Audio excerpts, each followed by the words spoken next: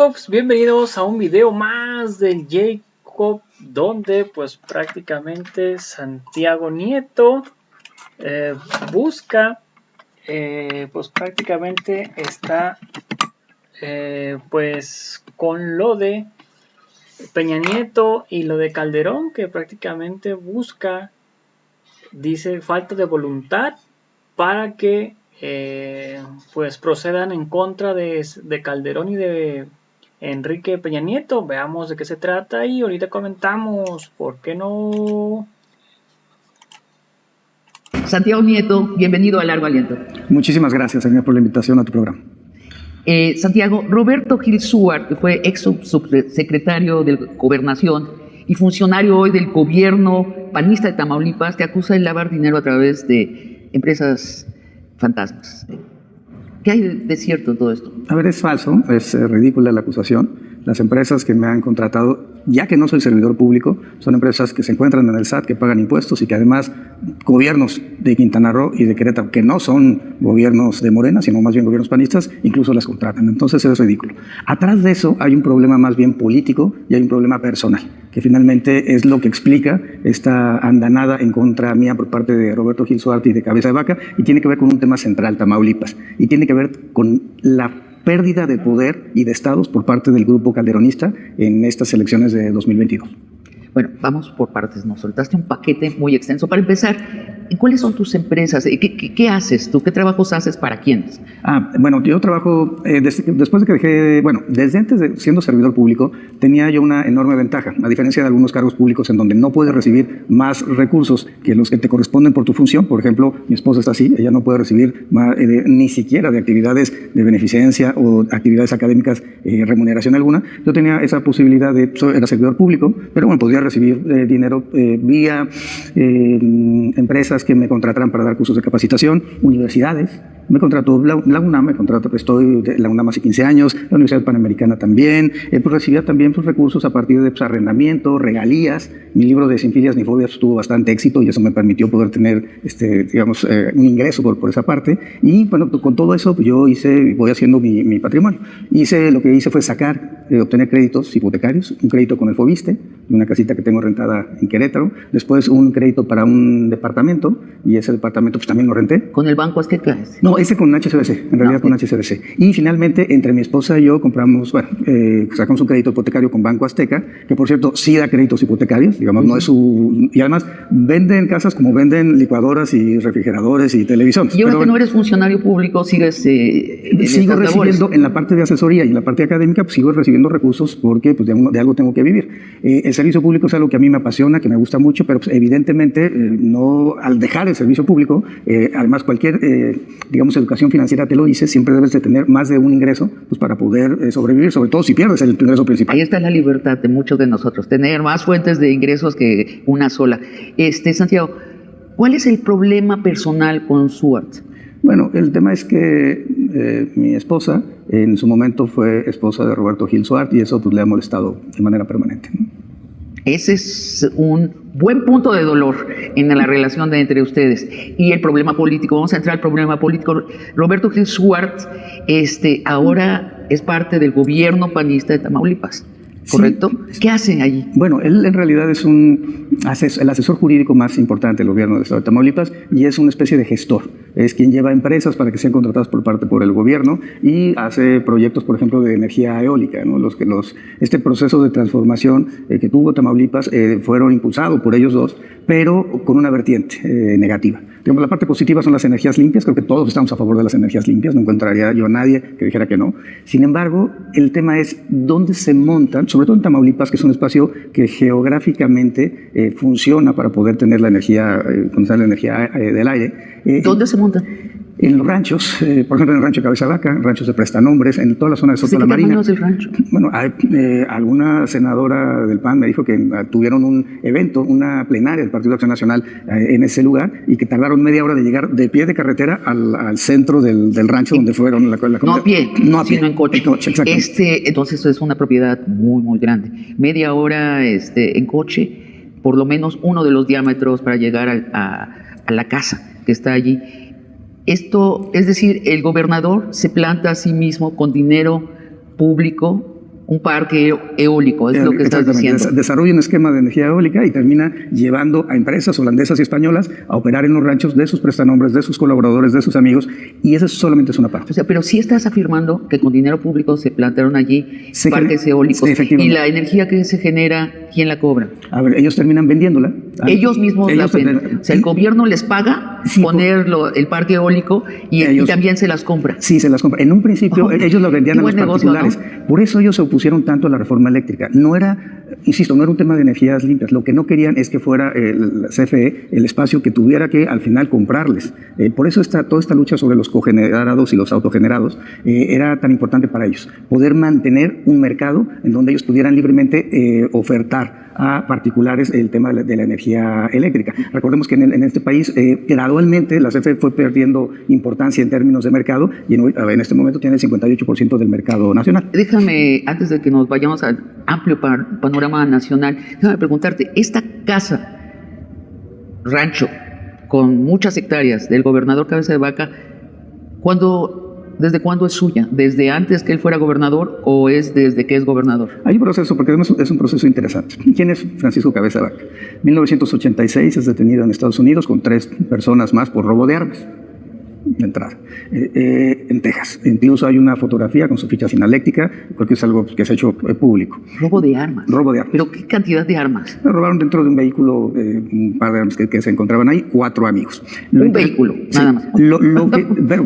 Se llevaron las armas. Pero el tema es 98 a 2000, las 3 personas que lo habían acompañado en ese robo mueren, todos por homicidio doloso, todos son acribillados en Tamaulipas, justamente en ese periodo donde él empieza su carrera política. En el año 2000 llega a ser diputado federal, 2003 llega a ser presidente municipal.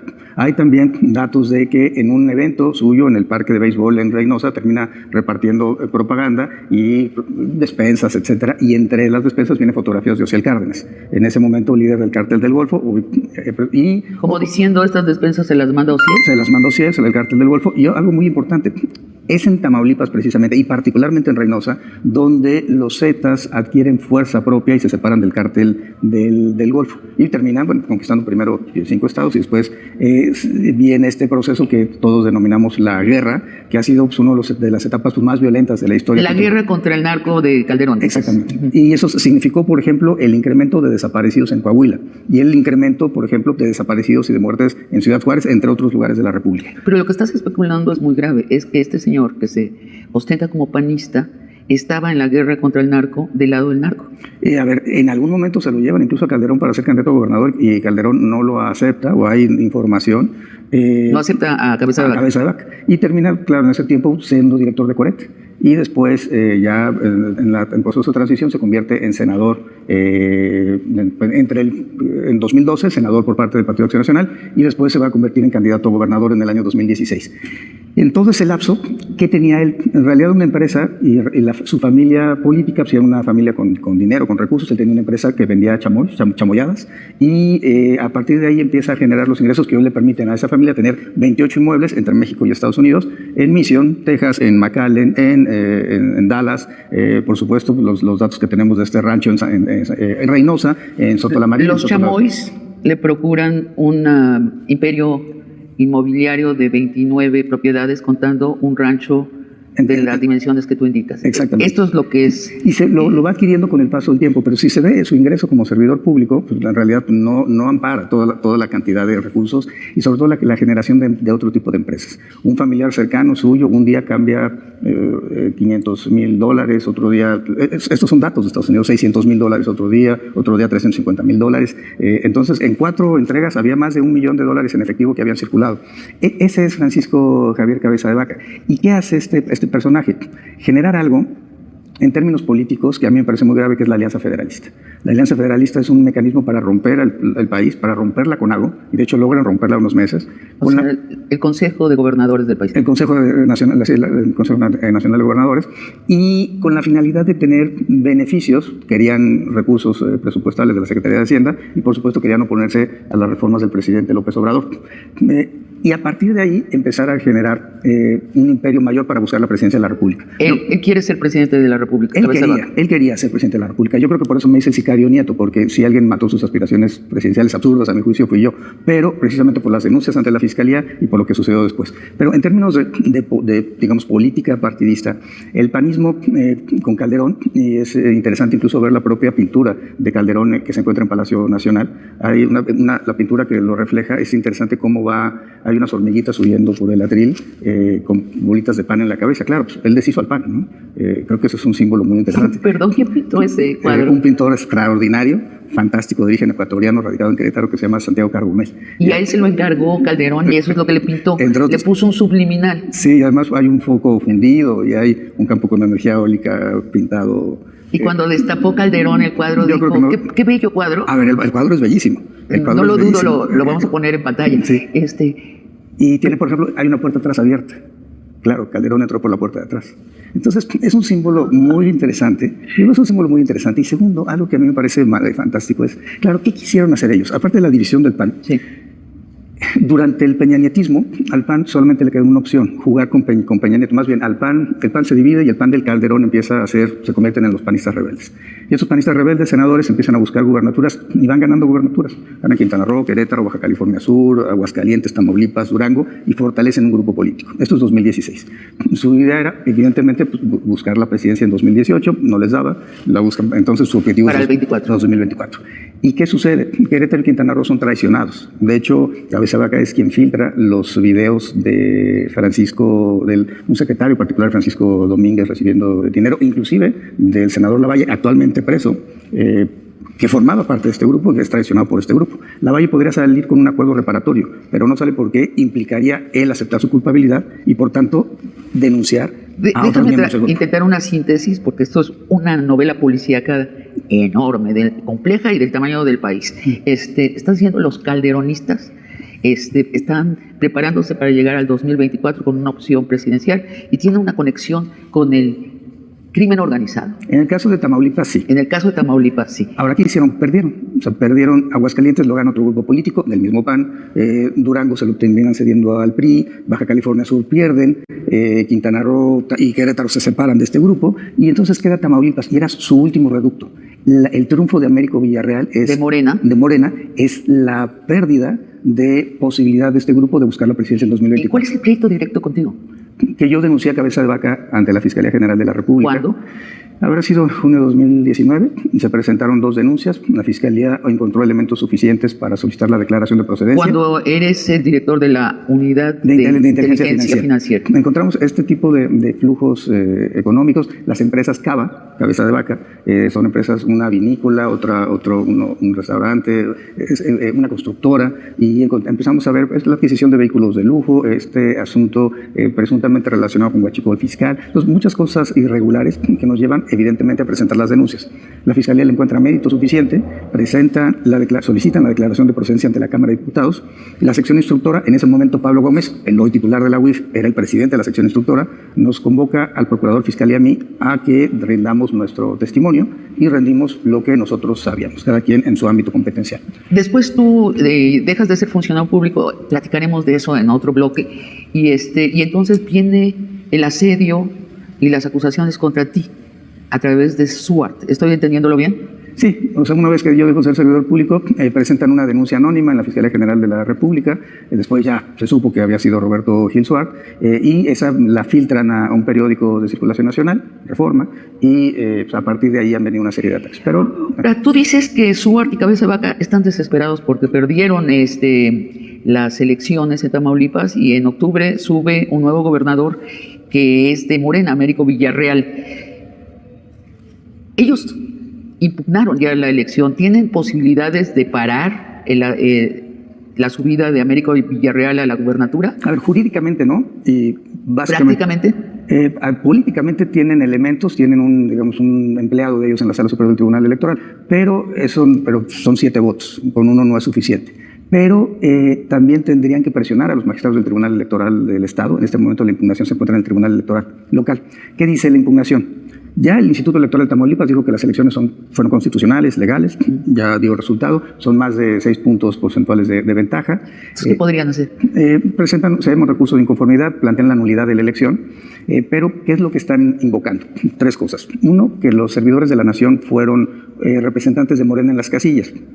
Primero, no está prohibido, cualquier persona puede formar parte, ser un representante de casilla, claro que ser ciudadano mexicano, tenemos que ser elector. Y además, a ver, ¿qué puede hacer un representante de un partido en una casilla? Pues tomar nota, o sea, no va a poder manipular la elección. Hay observadores electorales, los ciudadanos, los vecinos son los que toman. No le ves mérito, ni por venir a esta obstrucción del ascenso de Américo Villarreal a la gubernatura. Ahora te pregunto, ¿no existe la posibilidad que Américo Villarreal diga borrón y cuenta nueva? Señores, vénganse a tomar un café a la Casa de Gobierno, hacemos un pacto de seda entre el PAN y Morena y todo limpio. Te lo pregunto porque es la típica... el típico trato que están teniendo los nuevos gobernadores de Morena con los viejos gobernadores del PAN o del PRI. Sí, pero a diferencia pienso, de otras Quintana Roo, latitudes. Hidalgo, Oaxaca, donde ¿Sí? Los gobernadores, no sé qué está pasando en Aguascalientes y Durango, donde los gobernadores están ya en la entrega-recepción, la ley lo establezca o no todavía. En Tamaulipas no, la posición ha sido que no van a aceptar nada y que como la ley les permite empezar un mes antes la entrega-recepción, no van a hacer nada hasta que empiece septiembre. Ahora te pregunto, ¿qué quieres tú, como persona de leyes que eres, que has sido, qué quieres que haga el nuevo gobernador? Yo creo que, a ver, yo diría 2 cosas. Conozco a Américo Villarreal y creo que si una persona ha sufrido a Cabeza de Vaca es precisamente él y su entorno. Cabeza de Vaca, vía su fiscal, buscó órdenes de aprehensión en contra de los presidentes municipales de Morena, en contra de los familiares de Américo Villarreal, en contra, digamos, se metió con su familia, con su entorno cercano. Y creo que la población de Tamaulipas votó por un cambio y votó también por hacer justicia.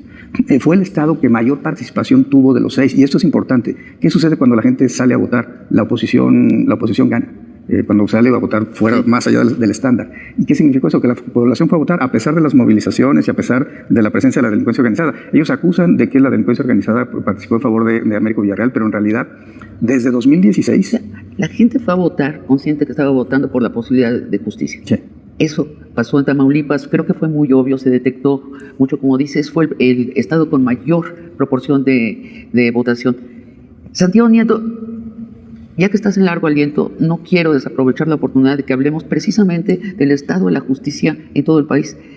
En el 2018, cuando una mayoría votamos por Morena, queríamos precisamente un cambio en el estado de la justicia en el país y te queremos preguntar sobre ello, pero te pido que sea luego de una pausa. Perfecto.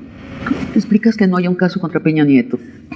Yo creo que ha faltado voluntad.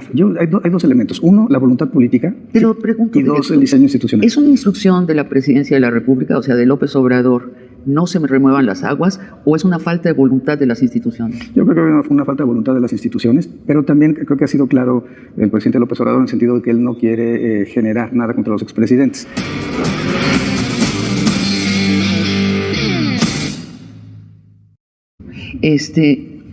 Gers Manero es el fiscal general de la República. Llevamos 4 años en que nos hemos enterado de cosas asombrosas sobre nuestro fiscal de la República.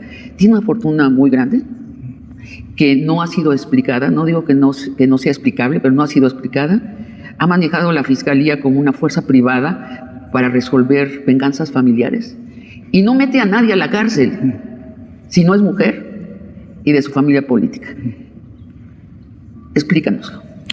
Yo creo que tenemos 2 maneras distintas de ver el derecho penal, los derechos humanos, los derechos de las mujeres, la vida, el derecho constitucional. Somos 2 formas incompatibles de pensar. Yo creo que el sistema procesal penal acusatorio está diseñado para abatir la impunidad. Y México sigue siendo, desafortunadamente, un país donde la impunidad permea.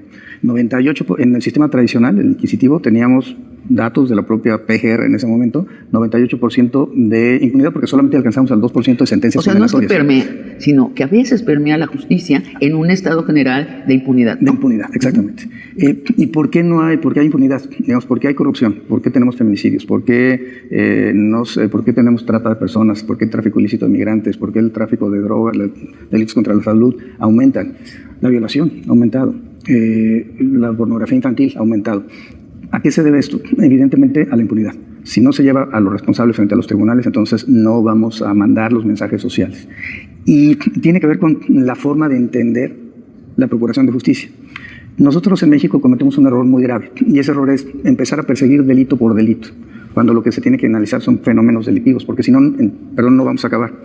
Perdón por poner un ejemplo muy chilango, pero si a alguien a las 8 de la mañana le roban la cartera en el Metro Valderas, o sea, no hay que buscar a ese carterista. Si en esa semana le roban a 50 personas la cartera en el Metro Valderas entre las 7 y las 9, sabemos que tenemos un fenómeno delictivo. ¿Qué es lo que hay que hacer? Y no es necesariamente una banda, sino es todo un estado de permisibilidad del crimen. Exactamente. Entonces, ¿qué se necesitaría? Campañas, y se necesitaría cámaras de video, y se necesitaría rondines, es decir, se necesitaría inclusive tener mayores vagones o mayores para poder ir moviendo una mayor cantidad de personas y que no haya ese nivel de hacinamiento.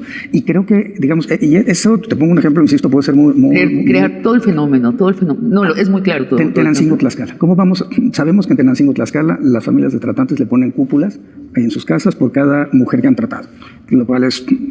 Cúpulas, perdón. Sí, o sea, son como vanagloriarse de las mujeres que han tratado y que terminan mandando a Chicago, a Nueva York. ¿Se ponen cúpulas? Sí, en las casas. ¿De qué material las cúpulas?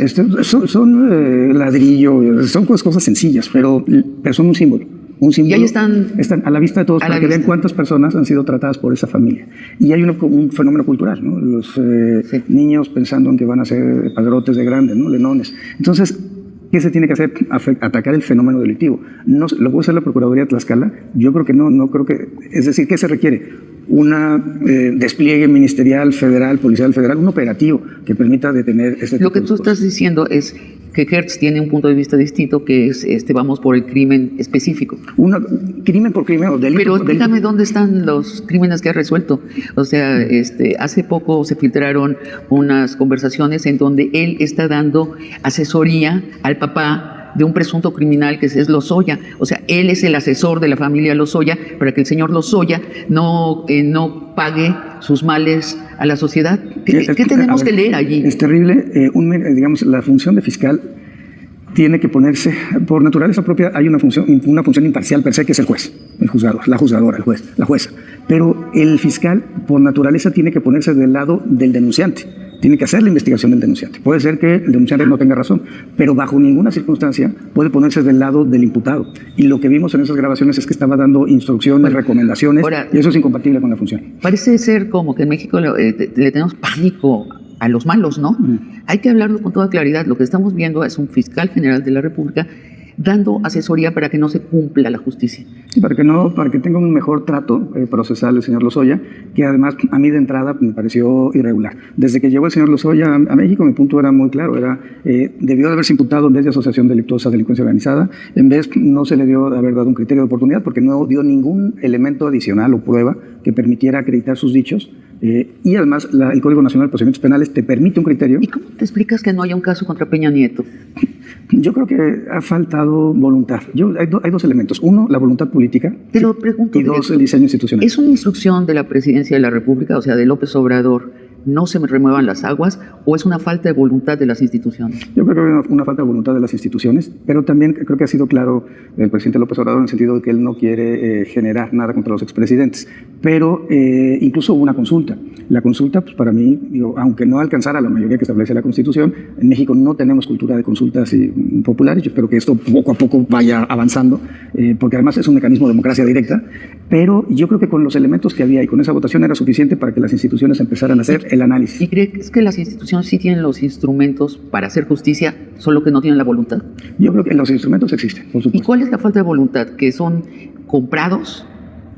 Yo creo que hubo un proceso... ¿O son unos indolentes? No, las instituciones... hubo un proceso durante todo el peñanietismo de captura de las instituciones, inclusive durante el calderonismo también. Se buscó que fueran ministros ad hoc, jueces ad hoc. Los jueces de control de la Ciudad de México fueron muchos de ellos puestos ad hoc para evitar que hubiera cualquier tipo de complicación para la clase política. Un tema, violencia política en contra de las mujeres. Me acuerdo que alguna vez las senadoras de todos los partidos en el peñanietismo me pidieron que fuera a hablar con Castillejos para decirle cuál era la problemática que teníamos en varios estados de la República con las denuncias que yo tenía en FEPADE. Fui y le expliqué, y la respuesta de Castillejos fue: no, porque no voy a permitir, textual, que una magistrada loca como la hija de la ministra Sánchez Cordero actúe en contra de la clase política mexicana. Y por eso no hubo delito de violencia política de género hasta el año 2020. Santiago, es tan vasta el mundo de nuestra corrupción, como decía, es más el territorio, la corrupción, que la justicia. No, la justicia es la excepción. Por eso me voy a regresar al tema concreto de Gertz Manero para no perdernos. ¿Qué opinas de este encarcelamiento de la hija de su cuñada? Fue abominable. Abominable, ¿no? Sí, no había elementos para poderla procesar. Había elementos suficientes que amparaban que la señora y la hija habían cuidado al hermano, el señor Gertz. Inclusive estuvo un mes en el hospital ABC ya bajo la custodia de Gertz Manero y por tanto... Y ahí es donde muere el hermano. O sea, no tenía ni pies ni cabeza. No tenía esa imputación ni pies ni cabeza. Y como lo dijo la Suprema Corte de Justicia. Ahora, te pregunto... 11-0 al final. 11-0, sí, impresionante. 11 jueces votaron que no había mérito a lo que decía el señor Gertz Manero y a lo que en consecuencia hizo meter a esta mujer a la cárcel 358 días. Solo ese caso ameritaría que el señor Gertz Manero ya no fuera el fiscal general de la República. Que no haya solo las cintas en donde lo escuchamos hablar con el papá de una persona acusada de un desvío de fondos por lo menos de $10 millones, que yo creo que es una inocentada pensar que solo fueron $10 millones, pero solo ese ya bastaba también para que se le pidiera al señor Gertz Manero que se fuera. La prensa hace más de medio año ha tomado, raro en la prensa, ¿no? En un país tan polarizado políticamente, la prensa ha tomado en conjunto una posición contra Gertz Manero y ha pedido la renuncia. ¿Qué diablos pasa? La única persona que le puede pedir su renuncia es el presidente del país. ¿Por qué no se le está pidiendo al presidente? Bueno, él podría renunciar, pero eso tiene que ser sujeto a aprobación del Senado. Después, sí, el presidente puede removerlo por causas graves, que eso lo establece la propia Constitución, y una puede ser la violación sistemática de derechos fundamentales, por ejemplo, en el caso de su familia política. Pero eso también tiene que ser objetado por el Senado. Puede ser objetado por el Senado. Y aquí implica una mayoría simple. El Senado en este momento tiene un conflicto interno, no solamente entre grupos políticos, sino al interior de los propios grupos políticos. Entonces no sabemos qué pasaría honestamente ahí. Y tres, la otra cuestión es juicio político, por supuesto, pero para eso requería que la Cámara de Diputados y Diputadas generara en la sección estructural el procedimiento correspondiente para después pasarlo al Senado de la República. No, yo creo que lo que tenemos que hacer es un observatorio ciudadano, estar como muy presentes de qué cosas. Primero, el plan de persecución penal. El plan de persecución penal no está siendo seguido y ni siquiera es un plan de persecución penal, digamos, lo suficientemente robusto para atender la problemática del país. Dos, el servicio civil de carrera. Nuestro servicio civil de carrera ministerial está prácticamente muerto. No hay estímulos, no hay ascensos, no hay concursos. O sea, es muy poca la posibilidad que tienen las y los ministerios públicos de subir. Tres, la fragmentación de las investigaciones. Tenemos investigaciones fragmentadas porque cada área de la Fiscalía tiene su propio control institucional y tiene su propio control informativo. Y eso pues, nos genera siempre un problema de no poder atender, insisto, el fenómeno delictivo. Y yo creo que se requieren casos paradigmáticos. Yo creo que sí, este es el caso, es un caso y toda la sociedad te está pidiendo que sea un caso paradigmático. Si no podemos tener una justicia sistemática, por lo menos empezar por casos paradigmáticos que nos den esperanza y luces de hacia dónde vamos. Te hago otra, tenemos tanto que hablar contigo, Santiago. Te pregunto otras dos palabras, Julio Scherer. ¿Qué? Bueno, sentimientos encontrados. De nuevo. Sí, a ver, yo con Julio trabajé muchas cosas. Estuvimos en muchos temas con el presidente juntos, teníamos intercambio de información. Él convocaba los gabinetes de judicialización, que creo que fue una muy buena idea, para poder integrar todas las voces en algo que los norteamericanos llaman task force. Eso es lo que Julio hacía. Ahora, él fue el que llevó a Gertz a ser fiscal. Eso también... O sea, lo que se acusa a Julio Scherer es que creó una red personalísima alrededor del Palacio Nacional de influencias de gente suya. Uno de ellos es Gertz Manero, y que le hizo la guerra a los que estaban fuera de esa red para completar su red, y allí no entramos todavía nada ilícito, son guerras de poder. no nos distraigamos con lo ilícito porque no nos da los 15 minutos que nos restan del programa, pero lo que sí vemos los ciudadanos, las ciudadanas, es que nosotros votamos por un cambio de un México donde empezara una lucha clara en pro de la justicia y contra la corrupción, que empezara. Creo que nadie se imaginaba que en cosa de 4 años el país iba a volver un paraíso de leyes, no íbamos a ser Suecia en 4 años, pero no vemos tampoco ese claro camino hacia una transformación. Te quiero preguntar en nuestro siguiente y último bloque esto, el estado de esa guerra por ser un país justo. Es más, te lo quiero personalizar. Al inicio del sexenio, los que estábamos fuera del gobierno, pero atentos a lo que es el gobierno, veíamos 3 mosqueteros en contra de la corrupción. Santiago Nieto, Julio Scherer y Gers Manero. ¿Qué demonios pasó? Te lo pregunto de nuevo a la vuelta de una pausa. La versión publicada, Santiago, es que el presidente López Obrador te despidió de la unidad de inteligencia financiera porque invitaste a detractores de su gobierno a tu boda. Así es. Vi el mensaje de que la boda era ostentosa y yo entendí que era importante no generar un mayor problema al presidente, ser leal, y presenté mi renuncia. Pensé que lo más importante era el proyecto.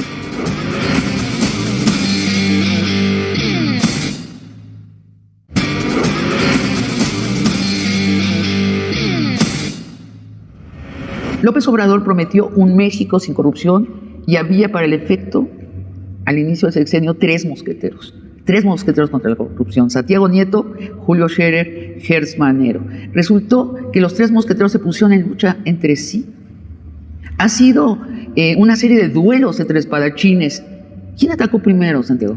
Yo creo que Gertz terminó traicionando a Julio Scherer y creo que eso es algo que le va a pesar a él y es algo que reivindica a Julio Scherer. Creo que es muy claro la posición del juez Delgadillo cuando señaló que había sido una imputación ficticia respecto a la operación de Julio. Gertz tiene filias y fobias personales. En las fobias pues, estamos su familia política, Julio, yo, otras personas. Pero yo creo que más importante de ello es que institucionalmente es lo que se puede hacer a partir de ahora. Creo que las fiscalías locales pueden ser el mecanismo, la mecánica para poder empezar a generar casos de combate a la corrupción.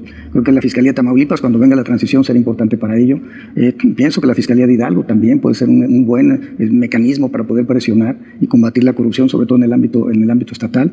Y inclusive Quintana Roo y Oaxaca, ¿no? Eso no tengo la menor duda. Disculpa que te interrumpa, Santiago, pero lo que me estás planteando, te voy a decir la imagen que me da. Hay un gran buque que se llama la Fiscalía General de la República. Lo que estás aconsejando es que los barquitos que tiene dentro de la Fiscalía se bajen en la noche sin que se dé cuenta el gran barco y traten de hacer algo. Oye, no, yo como ciudadana, disculpa mi francés, me encabrono mucho cuando oigo así. O sea, ¿por qué defender a un fiscal que no está funcionando? Nos tiene que hacer el resto del país andar de puntitas. Ahora mismo que te lo estoy preguntando, estoy segura que otras personas en la prensa se achican cuando llegan a eso. ¿Por qué? No, a ver, yo no defiendo al fiscal. Yo creo que sí urge un cambio en la fiscalía. También ya vimos cuáles son las opciones jurídicas. Sin embargo, supongamos que es culpable de nada. Ya nada más el desprecio de la fiscalía la inhabilita para tener un camino. El sistema acusatorio permite resolver los asuntos no solamente por un juicio oral, es decir, no requiere sentencia condenatoria. Puedes tener un procedimiento abreviado, porque lo que buscas es la reparación del daño a la víctima. Puedes tener una suspensión condicional del proceso, puede haber un acuerdo reparatorio. ¿La víctima somos México? Dependiendo del tipo de delito, pero por ejemplo en los casos de corrupción, sí, toda la sociedad, por supuesto. Claro, por supuesto. Y es lo que estamos diciendo, y lo estamos diciendo de viva voz muchos, estamos diciendo ya basta, sí, no nos importa la relación del fiscal general con el presidente, con la esposa del presidente, con su primo, no nos importa. Nosotros somos las víctimas. Sí, y el tema es que tenemos 96% de impunidad con el sistema acusatorio. Las proyecciones eran para que en este momento ya estuviéramos en 88. ¿Tú crees que al inicio del sexenio sí había la voluntad y después se enredaron las cosas porque el fiscal general se empezó a pelear contra el consejero jurídico? ¿Eso es lo que pasó? Yo no dudo que hubiera la voluntad del presidente de la República. Por supuesto que el presidente de la República tiene la voluntad de combatir la corrupción hoy en día, inclusive, no solamente al inicio, sino es parte de su bandera. Pero su equipo se deshizo. Hay una fragmentación en el equipo, por supuesto.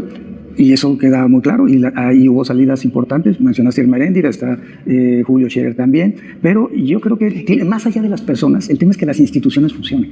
Sí, la unidad tiene que seguir funcionando, la Secretaría de Función Pública tiene que seguir funcionando. ¿Y no están funcionando? No, yo creo que Función Pública está así. Además, Función Pública ha concentrado otro tipo de facultades que no tenía la administración anterior. Si seguimos con el 98% de la impunidad, pero, como si me dices, un pueblo llega a 2 casas la luz y a 1000 no. Pero sí llega la luz, no, pues sí llega la luz, pero llega a 2 casas. Así estamos actualmente, y sí estamos muy embroncados. Mira la metáfora de encabronados, embroncados. Sí, necesitamos modificar muchas cosas, pero por eso yo planteaba, la Fiscalía General de la República tiene que quedarse a resolver los grandes casos, es decir, no puede absorber toda la capacidad de combatir la exigencia delictiva, porque para eso tienes también a las 32 entidades federativas, y hay muchos delitos que son, sobre todo los que más lesionan al ciudadano, que serían del foro común, ¿no? Estamos hablando de robo, estamos hablando de los delitos de naturaleza sexual, es decir, ORPI, por ejemplo, no todos los estados lo tienen, pero sí lo tiene la Federación. Ahí es donde te debes tener un área muy fuerte en materia de combate, por ejemplo, al lavado de dinero, temas de financiamiento del terrorismo, que afortunadamente en México no tenemos, pero y los temas de corrupción en el ámbito federal. Yo creo que, ahora, yo veo a la fiscal Mijangos haciendo su trabajo, veo al fiscal Ortiz Pinchetti viendo sus temas. Sí, el Sistema Nacional Anticorrupción es algo que tenemos que repensar. De entrada, la UIF, el SAT, tendría que formar parte de, porque si no tenemos la información fiscal y financiera, de nada sirve tener la información patrimonial, porque no sabemos realmente qué está pasando con una persona, con un servidor público, con una servidora pública. Se requiere tener registros de beneficiarios finales. Es algo que no hemos logrado generar en México, que Inglaterra está avanzando en ello. Necesitamos mayor control de personas políticamente expuestas, que es algo que en un sistema financiero hemos avanzado, pero no en otros sistemas. Las unidades de inteligencia patrimonial económica de los estados, tenemos 30 firmadas, de las cuales funcionan 8, 9. Ese también habla de la falta de nivel de compromiso o la falta de compromiso de los gobiernos locales para combatir este fenómeno en un país federal como el nuestro. Completamente. La versión publicada, Santiago, es que el presidente López Obrador te despidió de la unidad de inteligencia financiera porque invitaste a detractores de su gobierno a tu boda. Así es. Por eso te dijo adiós. A ver, yo diría 2 cosas. Primero, pues hay personas que invitaron, fue una boda de 300 normal, personas. De 300 personas. Hasta chiquita, diría ver, otros miembros de la clase política. Exactamente, ¿no? Está chiquita. Y además en Guatemala. Es más caro casarse en Cancún, en la Ciudad de México, etc. Sí. Había personas, hay que recordar una cosa, mi esposa es consejera electoral y por tanto no es una persona, es una persona que tiene vasos de comunicación con todos los grupos políticos y así tiene que ser, con todos los grupos sociales. Es un árbitro electoral. Y esta es una parte fundamental para todas y todos los mexicanos, la consolidación, el fortalecimiento. E invitó gente que no es del núcleo de la 4T. Que no es del núcleo de la 4T, así como yo invité personas de la 4T también. Y por supuesto la lista la hicimos juntos, por supuesto. Pero también es un tema, México es más allá de su polarización. Este país, claro, todo polariza, todo nos divide, pero es algo que va más allá. ¿Te sorprendió la reacción del presidente, supongo? Si no te hubieras arriesgado. Vi el mensaje de que la boda era ostentosa y yo entendí que era importante no generar un mayor problema al presidente, ser leal, y presenté mi renuncia. Pensé que lo más importante era el proyecto del presidente y no las cuestiones en lo personal. Es lo que he insistido hoy. El asunto no son las personas, no es si estamos Julio, si estoy yo o si está Gertz. Es que las instituciones funcionen para lo que fueron diseñadas. Pero si los capitanes de barco se distraen y confunden lo personal, sus luchas personales de poder con la lucha del país por la justicia, se arruina todo, ¿no?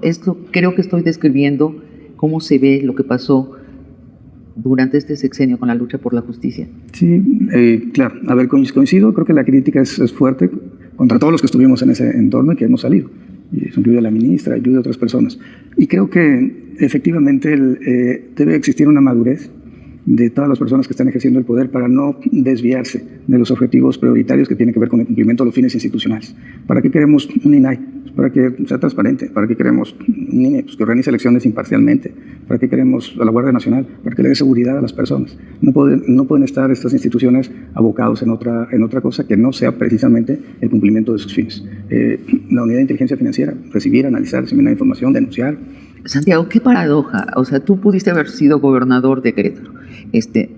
No lo eres para quedarte en la unidad de inteligencia financiera, donde además llegas con un enorme prestigio en la sociedad. Y te piden tu renuncia porque invitas a unas personas que no le caen bien al presidente, incluso aceptemos, que le caen muy mal al presidente, que le caen en los tanates al presidente. Te vas por eso.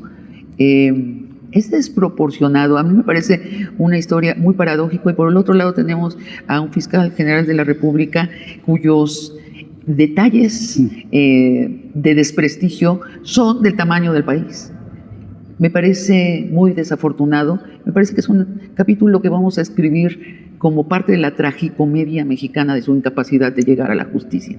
Sí, a ver, respecto a lo de Querétaro, efectivamente el presidente me impulsó, me dijo que estuviera dándome las vueltas a Querétaro, tuviera contacto con la digamos, base militante de Morena, y en su momento definió que me quedara yo en la unidad. Creo que para mí fue una buena oportunidad. Y sí, respecto a la justicia, necesitamos empezar a cambiar la perspectiva desde donde estamos operando.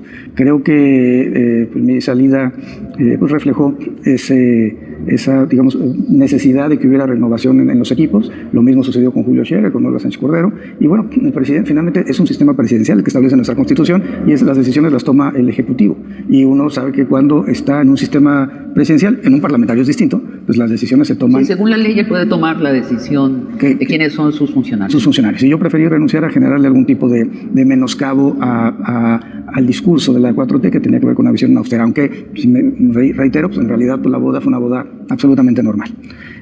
Muy felices todos, muy contentos, además muchos amigos, amigas, y creo que esa es la parte central. Gente de la clase política, lo menos, y bueno, pues al final del día, digamos que generacional ochentero, ¿no? ¿Cómo está Carla? ¿Cómo está tu esposa? Bien, feliz. ¿Están felices? Feliz. Recién casados, primer año de matrimonio. De matrimonio, sí, a ver, felices los dos, estamos todo el día estamos en temas, viendo, yo la apoyo en todos sus temas, ella me da opinión respecto a los míos, ella pues está desarrollando su actividad central, que es la protección de los derechos de las mujeres, la lucha por los derechos de las mujeres. Los derechos no caen del cielo, son producto de luchas históricas, y ella está, y logró, pese a los votos en contra de varios de sus compañeros, todos hombres, una vez dos votos en contra y otra vez 4, los acuerdos de paridad en las gubernaturas que han permitido que hoy tengamos 8 gobernadores y una jefa de gobierno por primera vez electas a nivel nacional al mismo tiempo. Entonces yo con ella apoyándola siempre. Santiago, pues muchas gracias.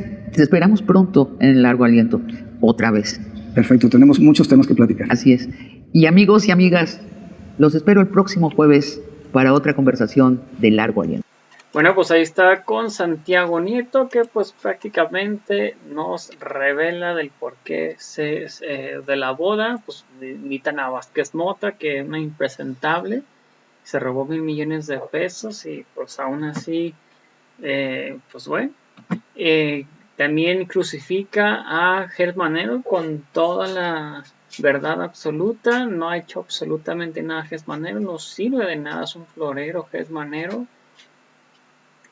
Dice que por falta de voluntad no han procesado a él, ni tampoco a pues a Calderón, ni a Peña Nieto, ni a nadie, y todo por no pues querer meter en conflictos de interés ahí entre ellos, o no sé por qué, porque sí se me hace muy raro, aunque ya empezó la UIF con una rotunda, abrió una carpeta de investigación, pero pues bueno, así que no sé ustedes qué opinan al respecto de esto, sin antes mencionarles un saludo afectuoso para Humberto Gómez, muchísimas gracias, Cira Vicente, muchísimas gracias, José Guadalupe, muchísimas gracias, y Ringo Cruz, muchísimas gracias por sus estrellas, se los agradezco muchísimo.